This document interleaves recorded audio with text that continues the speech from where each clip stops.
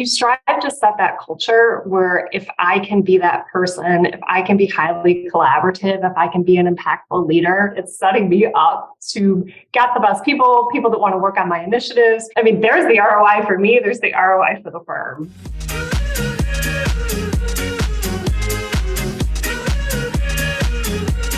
Jobs in AdTech. If you're looking for a new role in the industry, there's only one place to go.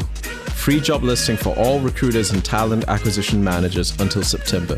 Go to jobsinadtech.com today. Jobs in AdTech.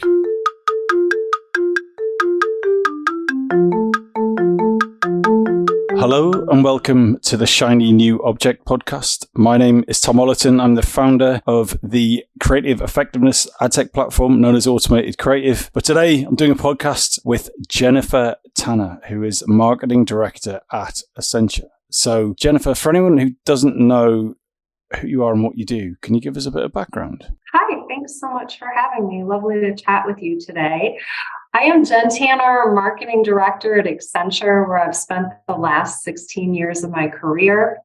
Just recently took on a new role where I'm doing client relationship marketing for communication, media, and technology clients of Accenture. So telling the Accenture story of how we can help our clients become high-performance companies. Prior to that, I was doing marketing for the consumer industries for Accenture, spent a fair amount of time doing retail marketing, was the last industry I served, working on initiatives like rolling out our AI solution for retailers, working on shaping a partnership agreement with Women's Wear Daily and bringing them into the firm, doing different initiatives, helping to tell our Accenture story to retail clients. And prior to that, I was working for various marketing and advertising agencies and was in business for myself for a while. Right, I'm going to take that as license to be able to call you Jen, if that's okay. Oh, please, yes, please do. Feel free. So that's quite the creds, that's quite the experience. I've got high expectations. So within that lovely patchwork quilt of different experiences, what new belief or behaviour has improved the quality of your work life in the last 5 years or so? Oh, that's an interesting question, Tom. You know, I would say over the past few years, I've really come to realize the greatest return on investment of my time is helping out, connecting with a colleague. And that sounds like really basic and possibly even a little Pollyanna-ish, but if you think about it from the perspective of recruitment costs, if we are to lose an employee, I've heard stats that can cost anywhere between 1 to 3 times the salary of the new hire. And so like just connecting with other people, and that can come as a coach, a mentor, if it's offering a marketing perspective on an initiative, or even just sometimes being that sympathetic ear for someone who's having a tough time or a rough go at it for the day, that really goes far. You know, Accenture is an amazing firm. It's over 700,000 people around the globe. I get to work with phenomenal marketers and connect with people. And it's interesting because just recently I had someone reach out, not on my team, from halfway around the globe, because they were familiar with some work I did and thought that some of my materials might be helpful to them on some program that they were working on. And when they pinged me and I said, yeah, absolutely, I'm more than happy to share my things with you, but I think this is more of a conversation. And I set up time with them, and that call ended up unfolding challenge areas. They felt comfortable with me, so they started to confess some challenges they were having, and it became such a much more fruitful conversation rather than just talking about the campaign I was working on. And it's funny because we agreed, let's keep this going. I wanted to be a source of help and, coach, if you will. And we're actually chatting again this evening. And I just think that's great. That's really key to me. It's who I want to be as a leader. It's how I want to show up at work.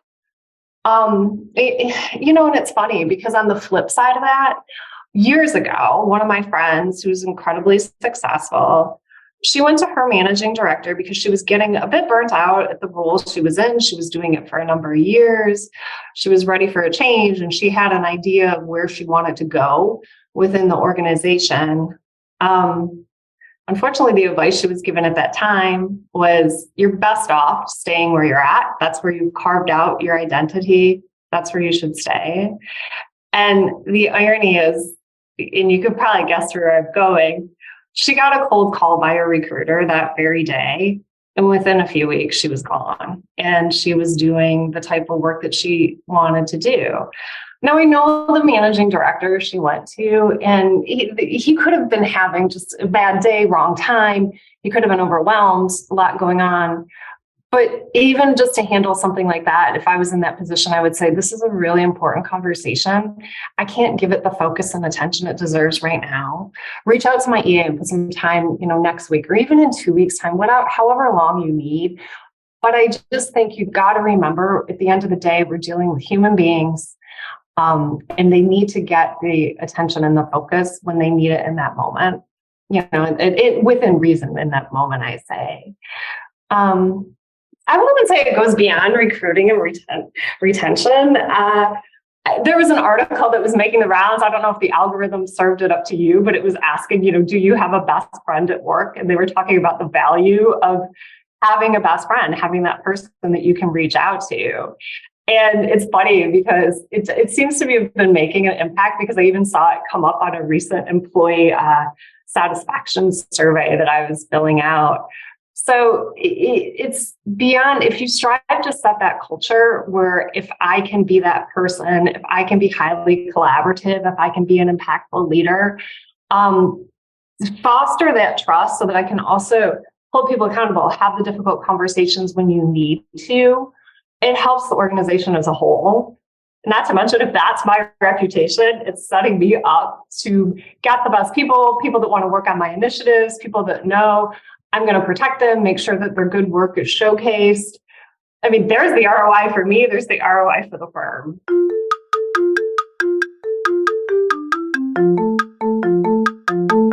So I'm now looking for more practical marketing advice. What would you say is your top marketing tip?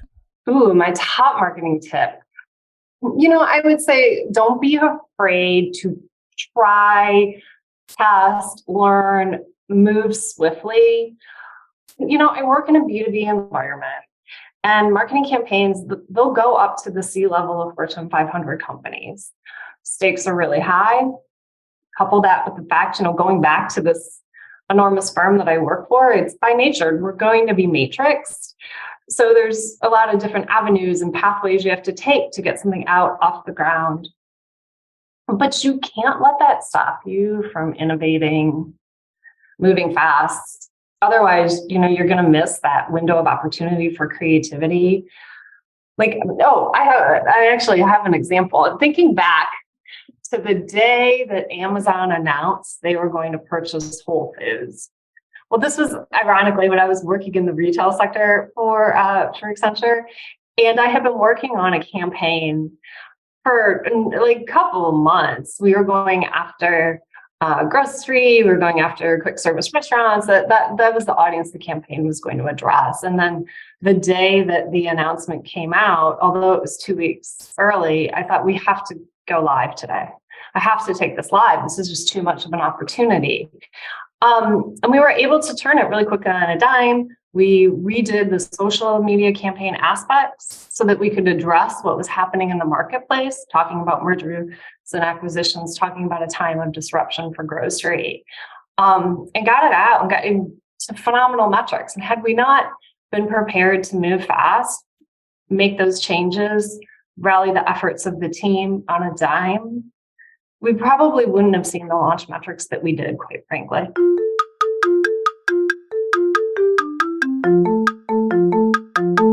This episode of the Shiny New Object podcast is brought to you in partnership with MadFest. Whether it's live in London or streamed online to the global marketing community, you can always expect a distinctive and daring blend of fast-paced content, startup innovation pitches, and unconventional entertainment from MadFest events. You'll find me causing trouble on stage, recording live versions of this podcast, and sharing a beer with the nicest and most influential people in marketing. Check it out at www.madfestlondon.com.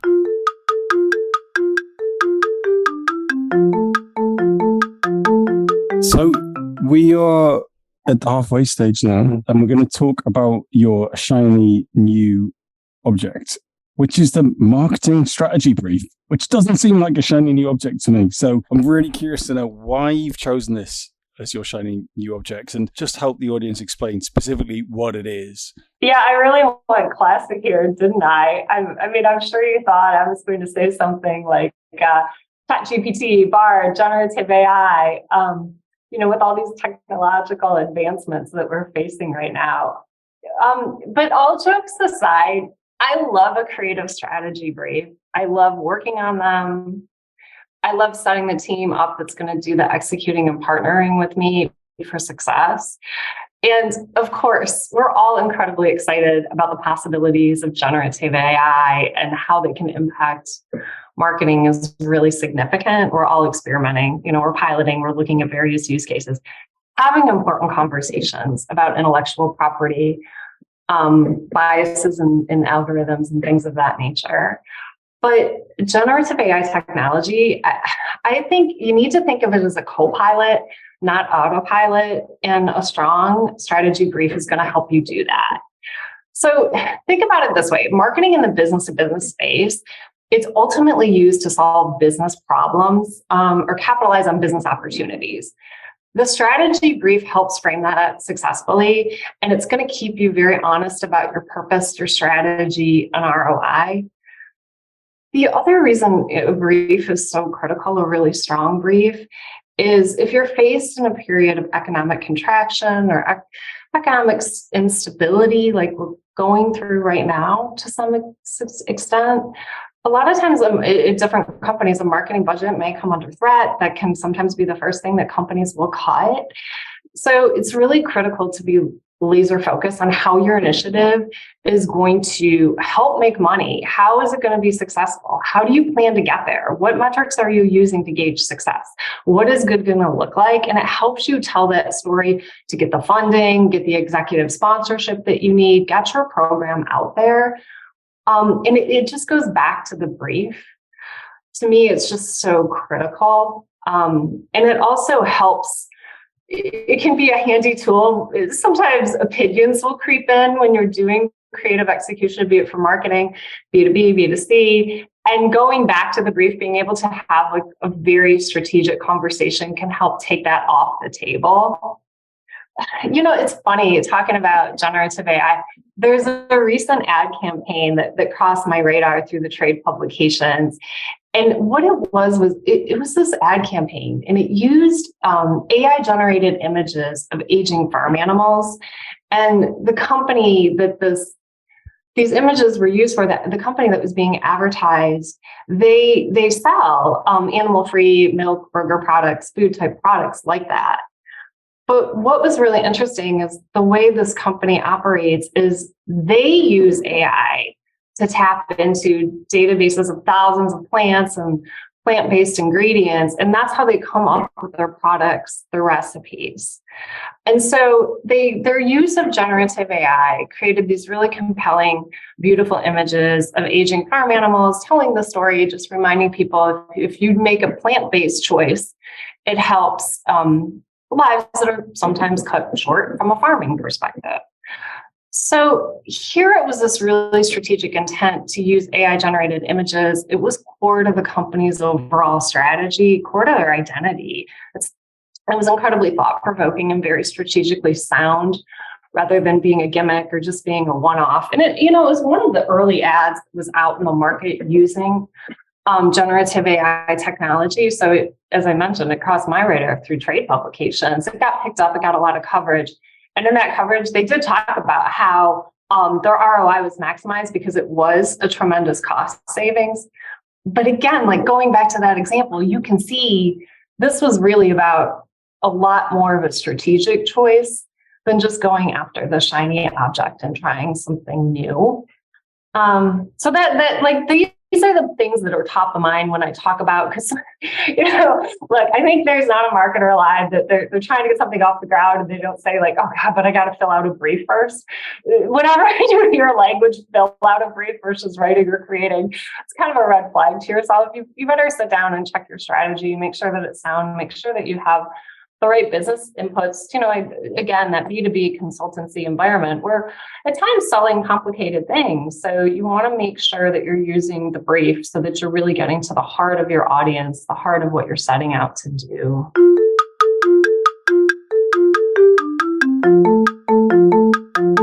How do you set yourself up to write a good brief? I've definitely been guilty of, I'll fill out a brief, and I love that. That's such a great bit of advice. If you hear yourself saying those words internally, that's a red flag. So how do you give it the attention it deserves? How do you set yourself up to make sure that the brief that comes out from you to whoever it's intended for is as good as it can be?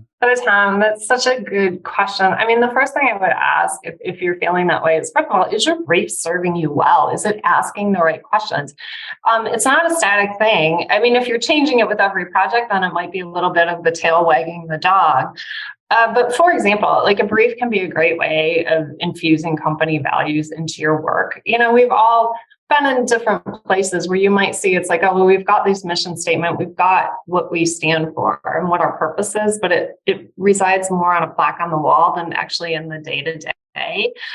So like, for example, now granted, this was 10 years ago, but we shifted our creative strategy brief to include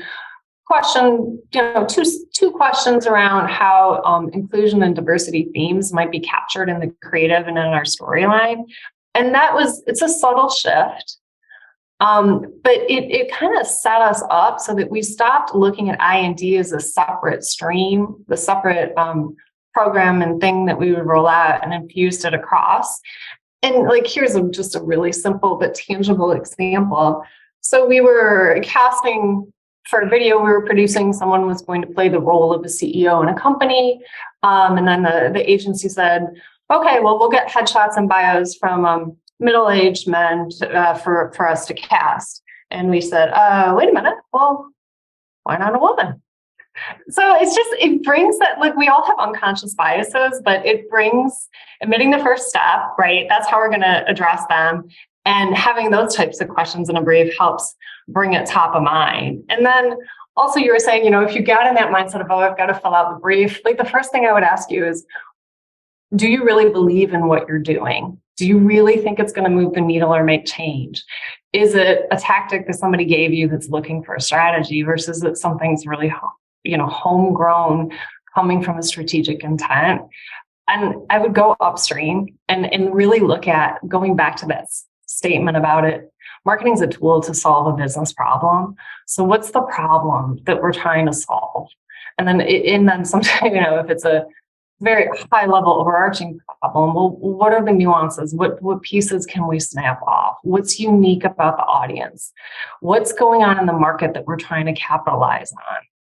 And then it might be a situation where maybe you need to augment with some research. Maybe you need to do some persona development. Maybe you need to just have some interviews with folks. I keep going back to the example of where I work, but I have the good fortune that I am surrounded by phenomenal subject matter experts, people that have really deep knowledge around artificial intelligence, or people that are incredibly astute from a talent management and organizational performance perspective.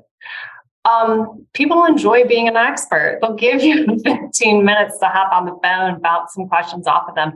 Make sure you really understand what you're chasing after for your marketing initiative, and then it's going to make that brief that much richer. Unfortunately, we are at the end of the podcast now. So, Jen, for anyone who wants to get in touch with you to discuss the things you talked about today, where and how would you like them to do that? I'm Tanner Jen L on LinkedIn. And what makes a great outreach message to you, Jen? What makes a great outreach message? If it makes me pause and think or laugh, you've got me. Brilliant. Jen, that's fantastic advice. Thank you so much for being a guest on the podcast. Thank you for having me. It was great chatting with you.